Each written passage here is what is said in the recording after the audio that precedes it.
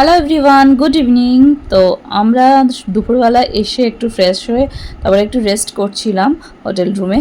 তো রেস্ট করে বিকালে দেখো আমরা সবাই রেডি হয়ে বেরিয়ে পড়েছি। তো সমুদ্রে এসছি, আর ঘরের মধ্যে কতক্ষণ থাকবো, তো সমুদ্রের কাছে তো যাবই। তো সবাই মিলে রেডি হয়ে গেছি, এখন যাচ্ছি। তো এই যে পুরীর মার্কেটটা তো দেখতে হবে বলো, তাই না?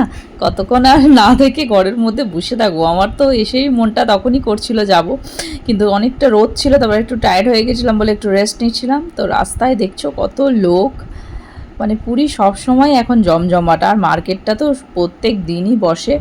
তো সন্ধেবেলায় এই মার্কেটটা ঘুরতে বেশ ভালোই লাগে। তো এখন এসছি মার্কেটের ভেতরে, দেখি চলো ঘুরে ঘুরে দেখি কি কি দেখতে পাই, নতুন নতুন জিনিস আর কি কি কেনা যায়। ধানি তো দেখে ও নিজের খেলনা খুঁজছে, আর এখানে এত সুন্দর সুন্দর শঙ্খ পাওয়া যাচ্ছে না, দেখে এত ভালো লাগছে। তারপরে ছোট বড় সব রকম মেশানো এত সুন্দর সুন্দর শঙ্খ আছে, তারপরে কত রকম শাঁখের জিনিস, তারপরে শাখা পাওয়া যাচ্ছে, এত ভালো ভালো সুন্দর সুন্দর শাখা পাওয়া যাচ্ছে।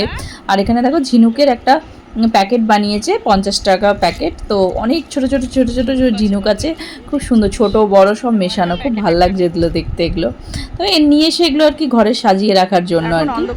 তো চলো ফাইনালি সমুদ্রের ধারে এসেছি। এই দেখো সবাই কত লোক এখানে বসে আছে নিচে, তারপরে এই দেখো সবাই নিচে বসে, দেখতে পাচ্ছ চেয়ার নিয়ে বসে আছে, কেউ তো আবার পেপার পেতে এমনি বালিতেই বসে আছে। আর এত সুন্দর হাওয়া দিচ্ছে না এখানে, মনে হচ্ছে এখানেই বসেই থাকি। দেখো কত সুন্দর ঢেউ আসছে, তো এটা দেখেই মানে মনটা মানে একদম ভরে যায়, তাই না? ঢেউটা দেখে তো এত ভালো লাগছে না। তো হানি তো বলছে এখনই পা ভেজাবো, তো একটুকুনি যাক। এখনই বলছে আমাকে পা ভেজাবো মা। এ দেখো তো সবাই পা ভেজাচ্ছে, এই করছে। অনেকক্ষণ দাঁড়ালাম, তারপরে ওখানে একটু চাটা খেলাম আমরা। তো খেয়ে এই যে আবার মার্কেটে এসেছি, হানি কি খেলনা কিনবে, ওকে আবার খেলনা টেলনা কিনে দিই।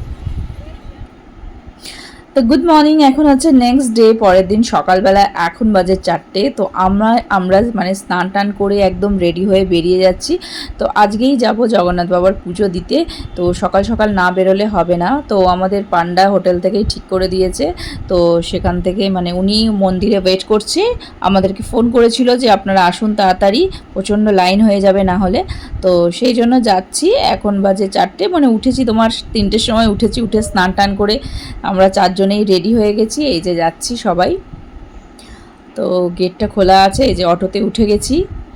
তো সকাল সকাল অনেক লোক যাচ্ছে, প্রথমে ভাবছিলাম বাবা রাস্তায় কেউ থাকবে না, যেতে না যেতেই মানে বেরোতে না বেরোতেই হোটেলের সামনেই আমরা এই যে অটো পেয়ে গেছি। তো অনেক মানুষ হেঁটে হেঁটে যাচ্ছে মন্দিরে পুজো দেবে বলে। তো এই যে আমরা চলে এসেছি, এই দেখো তোমরাও দেখে নাও জগন্নাথ মন্দিরটা, এই দেখো দেখতে পেয়েছো? তো ফোন আর সব তো ওখানে জমা দিয়ে তারপরে ঢুকতে হয়, তো আমি ফোন ভেতরে রেখে দিয়েছিলাম, তো সেই জন্য আর দেখাতে পারিনি। ওখানে অনেক লাইন ছিল, লাইন দিয়ে ভেতরে ঢুকে খুব ভালো মতন পুজো দিয়েছি, আর বাবাকে একদম কাছ থেকে দেখেছি। এত ভালো লাগছে না, পুরো আমি মানে চোখ দিয়ে আমার জল বেরিয়ে যাচ্ছে, এত পুরো আমি মানে ইমোশনাল হয়ে গেছি, এতটাই মানে এত ভালো লাগছে। এত মানুষ দেখার জন্য ওয়েট করে আছে, কত লাইন ছিল, তোমাদেরকে যদি আমি দেখাতে পারতাম, কিন্তু গেটের থেকেই মোবাইলটা দিয়ে দিয়েছিলাম বলে আর দেখাতে পারিনি। তো এত মানুষ ওয়েট করে আছে দেখার জন্য, অনেক মানে অনেক লোকরা কত দূর দূর থেকে এসছে দেখবে বলে। তো যাই হোক, আমারও অনেক আশা ছিল যে এরকম যাবো অনেক দিন ধরে পুরীতে।